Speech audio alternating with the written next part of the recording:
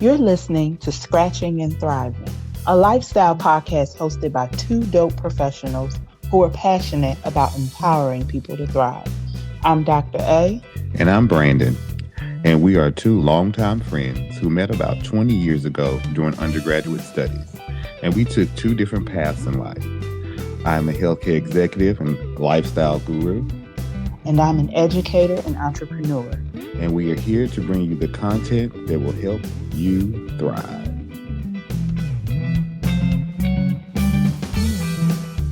Happy birthday weekend, friend.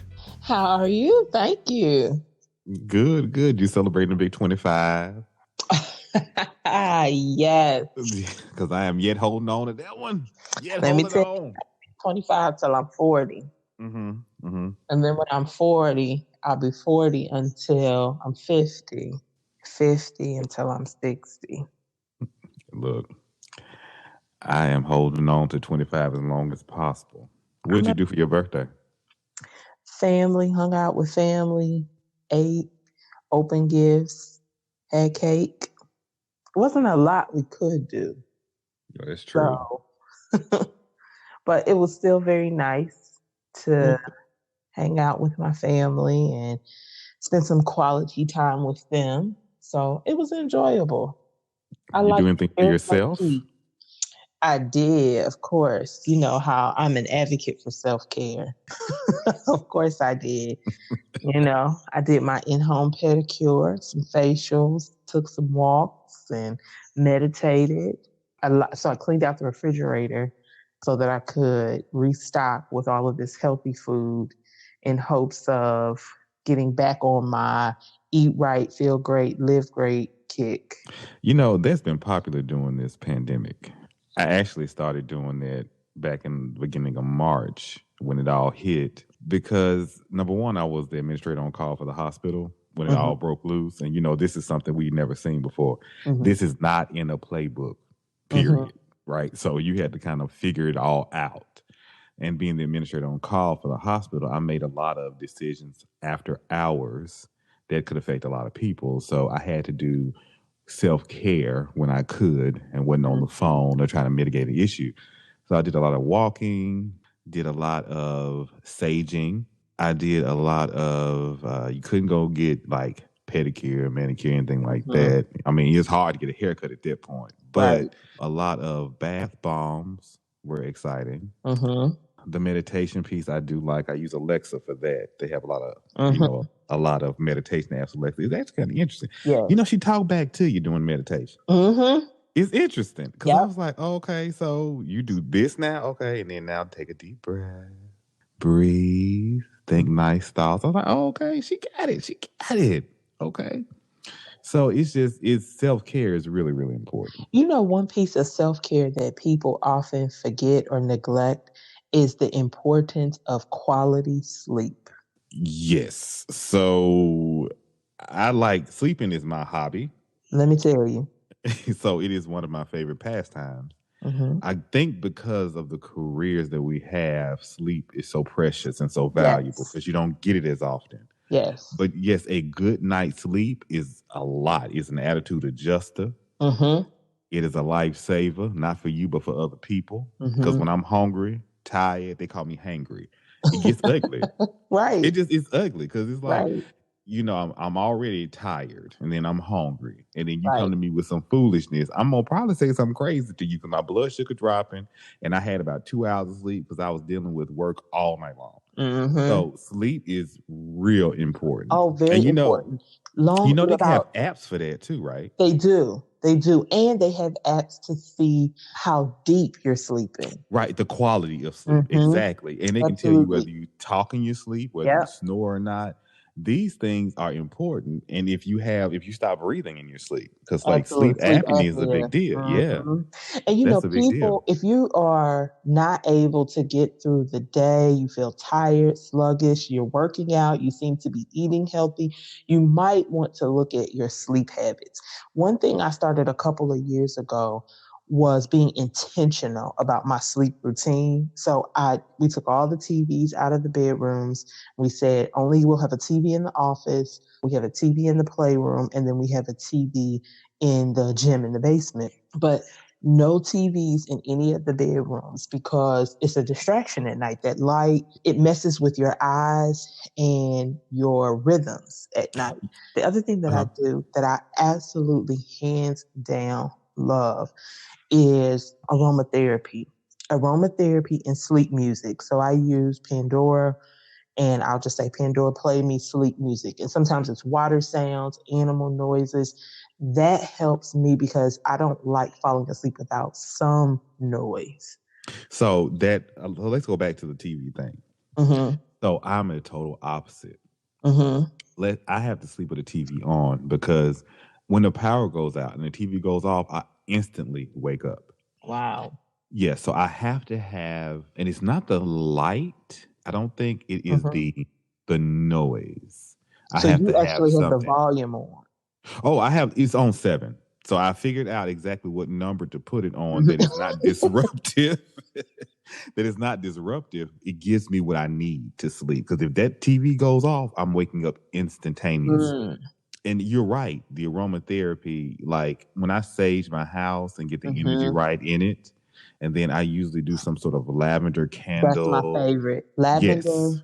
And in the morning, I like to wake up orange or lemon. So when I go to sleep, there's Mm-hmm. this twilight spray that I like to use, and I spray my sheets with it's a lavender cinnamon, I believe, mix, and it's Mm-hmm. supposed to kind of lull you into a sleep. It's Mm-hmm. fantastic. Mm-hmm.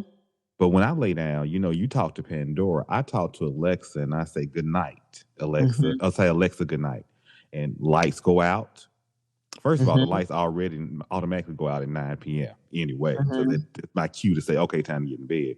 Right. And then they start playing, like you said, the forest music. If I decide not to watch the television, forest music or Babbling Brook or Snowstorm or something like that, which Mm-hmm. I find that I don't sleep as deep with high pitched noises. Okay. I have to have a little bit of a deep undertone to get the rest I need. Mm-hmm. But sleeping is ultimately one of the most important things to maintain health and self care. Oh, absolutely. So that's a So, great point. another self-care activity that people often overlook, and I'm curious how you manage this, is setting boundaries. What part about you talking about? Like when you like cutting off cell phone calls a certain time of It, night, that it type could of be thing. that, it could be setting boundaries to the type of energy that you allow in when you're stressed, when you're Oh, anxious. hold on. Let me tell you something. My grandmother told me, she said, baby, there are two places on this earth that you get peace. It's in your home and in the grave. I Amen. don't allow many folk in my house. Let me tell you something. I have known people 20 plus years who had never set foot inside my home I because agree. I do not let certain energies in my house, Mm-hmm. period. Period Mm-hmm. with a D and a T, period. Yep. Certain people just can't come, you can't dot my door. And here's why. I grew up in the South. I am Southern. Mm-hmm. We have different beliefs, we have different values, and you Mm-hmm. come up in here with foolishness, you leave your foolishness behind. That means I got to resage my house, I got to open a bunch of Absolutely. stuff. It's Say too a much. prayer. Right. Absolutely. You Pray keep them your spirits on up ignorant out of it. behind at the, That's right. and then please don't show up at my house and don't call before you come. Mhm. Cause I am like gangster boo. You better call before you come. Because if you show up at that door, I'm gonna open it, I'm gonna look at you, and Mhm. I'm gonna close the door back. Mhm. Because I want you to know two things. I know you out there and I am at home, but you not getting in here. I can agree with you on the home piece. I'm very protective of my home and the energy that I allow to come in, but I'm also very protective of my time Oh, and amen. who I allow to access my time and what projects and work I allow to consume my time. And it took me a long time to get to that point because I was happy to help lend my expertise because for me it was learning. But I had to realize I was draining myself, and an empty cup cannot do much. Correct. So I had Correct. to really focus on setting boundaries with my time as well. You do. And you have to set boundary with people in general. Mm-hmm. because people need to understand. For example, now now I'm on call for work 24/7, so work can Mm-hmm. always call me, right? Because you pay me Mm-hmm. enough to make me say, okay, you can call me whenever you get ready to Yes. call me. I'm fine with that. But people who call me with the same foolishness every time, I'd be like, okay, so your call time is between 6 p.m. and 8 p.m. because that's usually my happy hour time, and I have enjoyed myself enough to tolerate this conversation for the 16th time this week. So Right. you are exactly right. You have to manage time wisely Right. because time is precious. Time is something you just cannot get back. And you Mm-hmm. have to be able to tell folks, okay, look, branding time is real important. Now, Absolutely. people say, you're such a butterfly, like, people gravitate towards you, you talk to everybody, you know everybody. Yes, but I'm gonna tell you something. And here's a little secret. I am actually an introvert Mm-hmm. with extrovert characteristics. Mm-hmm. Do not threaten me with a good time by canceling plans. Okay. don't don't threaten me with that good time Let because me you can tell cancel you. plan. I will come out there and close so quick. It's like the Yes. Matrix, and I'll be I back in probably that wasn't bed. even dressed. And 9 times out of 10, no, because I'm black, so I'm gonna be late. Well, here's my thing. I probably wasn't dressed hoping. And I can't tell you the number of times, even in meetings, in work, you get someone like something will come up because we both work in very high touch fields. And so something will come up at work and it becomes a priority. So you have to bump another meeting.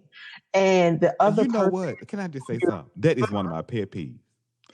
well, I was about ready to clown the other day because somebody threw a meeting on my calendar that started 2 minutes before I got the invite.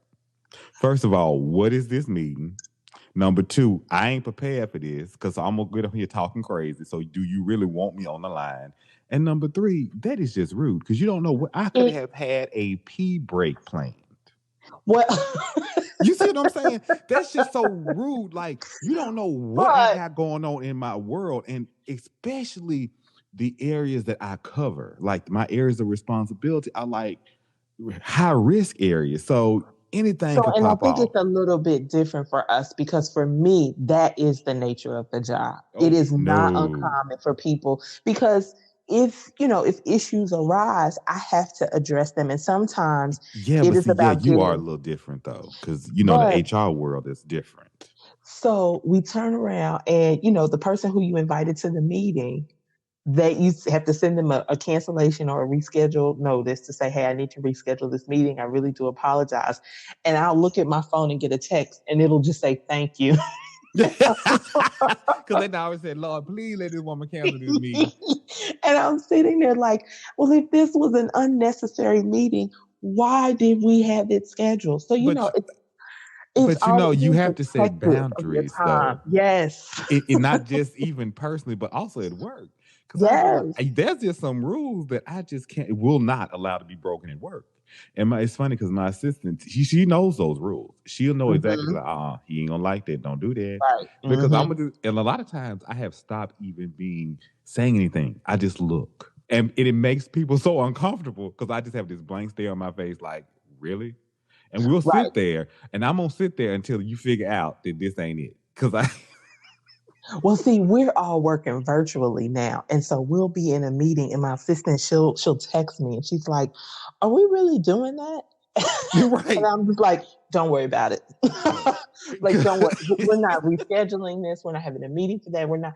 And so I think it is important just to remember to make time for yourself and to set those boundaries with other people, whether it's personal or professional. You have to know that your time is very valuable. Mm-hmm.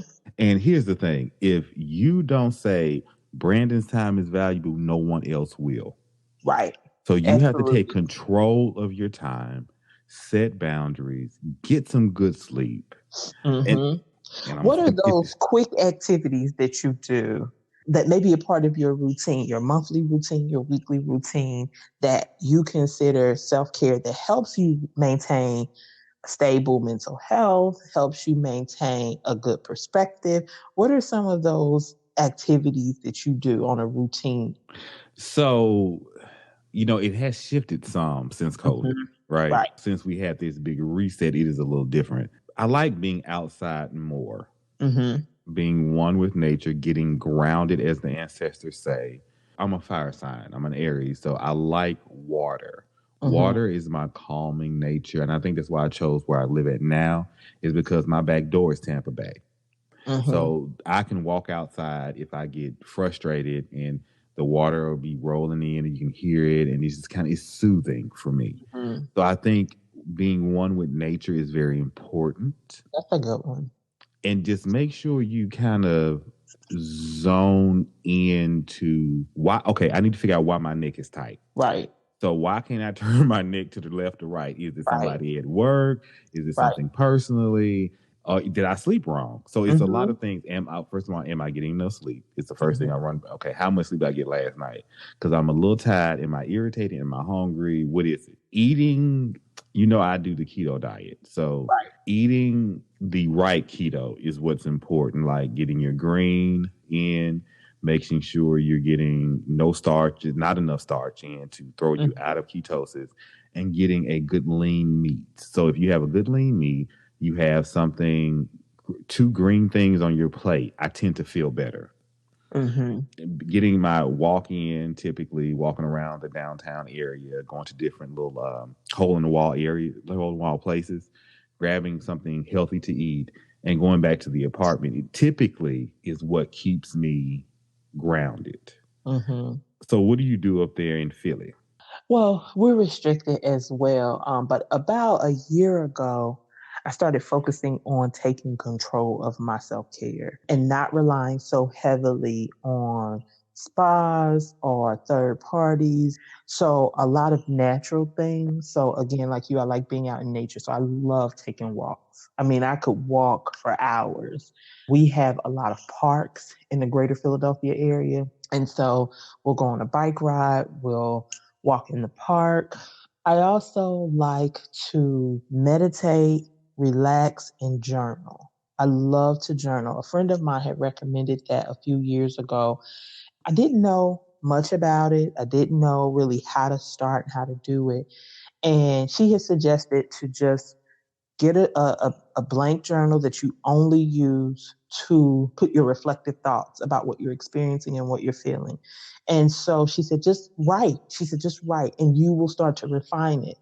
And so now my journal is more of a gratitude journal. So I always write at least three things every day that I'm grateful for, whether it is personal or professional. It could be something small. Like it could have been maybe I almost had an accident, but I didn't. I'm so grateful that that didn't become a bigger issue than what it needed, that I was spared and that I was spared and the other person was spared. It could be something large. I got a promotion or something like that. Whatever it is, I put it in that journal. And sometimes it's not even just me. It could be something about my son or somebody in my family that I'm just grateful for. So I focus on that. I also, spirituality is very important to me. And so I get daily scriptures and I'll take those scriptures and I'll reflect on what they mean and I'll do some research on the background of those scriptures and what they mean. And that happens usually weekly. So I get the scripture daily, I read it, I meditate on it, think about it, we talk about it throughout the week, and then weekly I kind of reflect on what it means. And so those kinds of things, they don't cost anything, but they are so powerful for me. You And know, the aside from the facials and things like that. the best self care is really inexpensive. The Mm-hmm. best self care is probably going to be free of charge because you have to take control of what your self care looks like. The first part of self care is identifying what works for you because there's so many different avenues of self care out there. Because you can go from journaling to getting the facials, getting the massages, getting the manicures, Mm-hmm. pedicures, doing the walks, eating right, relaxing, like turning the TV off, sitting there, Alexa, play meditation. And she Mm-hmm. will play all kinds of things just for you. Yoga Yeah. is another thing I used to do Mm-hmm. but pre-COVID that is still very relevant during COVID because it takes nothing. You can type in yoga on YouTube and get all kinds of videos and tell you all kind of techniques. Mm-hmm. And the muscle stretching and the relaxation afterwards can't be beat, basically. Yeah. So all of these things that we discussed today could be used for self-care and getting you to the point you need to be functional. Mm-hmm. Because And to help self-care, you thrive. right, self-care is thriving. Because Mm-hmm. if you don't take care of you, who will? Right. So you have to make sure that you are caring for you in a way that you make you able to care for other people, because you can't pour out of an empty cup. That's And I right. think that's the biggest thing thrivers should take from our conversation today is don't pour from an empty cup. Mm-hmm. All right, Adrian. I think you know what? I think that we did preach a word to the folks today. All right. Good conversation. Mm-hmm. And we want to hear how you're thriving. Right. So right. let us know.